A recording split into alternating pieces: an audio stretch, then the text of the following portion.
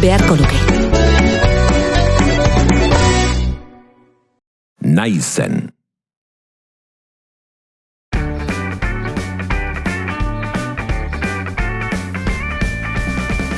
Ane pirata igerilekura joan da gaur.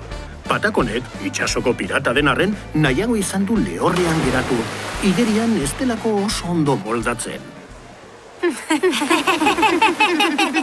Baiatz egin irutxiri buelta segidan. Erakutsi nola egiten den hori, artista! Arrain bat ematen duzu uretan, Laia!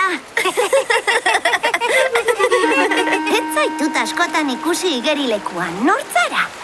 Ni Ane pirata naiz, enaiz askotan etortzen. Patakon nire lagunari ez zaio ura gustatzen. Bagu maiz etortzen gara, eta gurekin etor zaitezke aurrerantzean.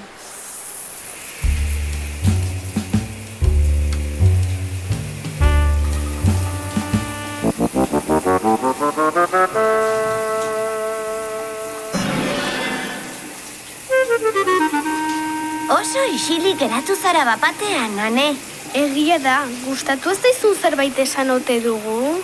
Haserretu egin naiz, baina neure buruarekin. Zergatik haserretu zara zeure buruarekin, Ane?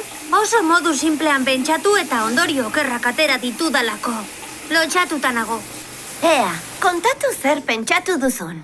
Ezagutu zaituzte danean, bi neska zaretela pentsatu dut.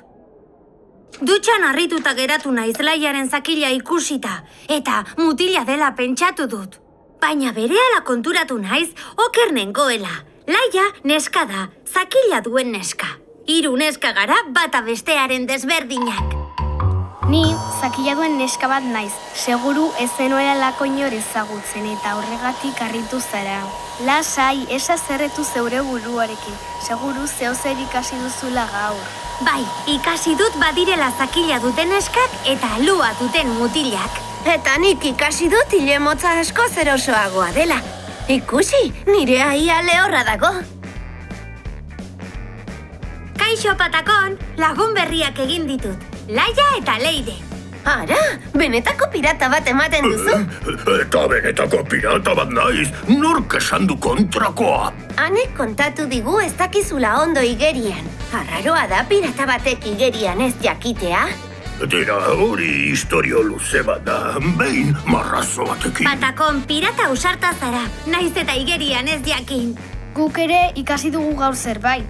Pirata denek ez dakite igerian, akaso gehienek bai, baina ez denek. Eta pirata dira berdin. Aizu nibeldar jaio nintzen eta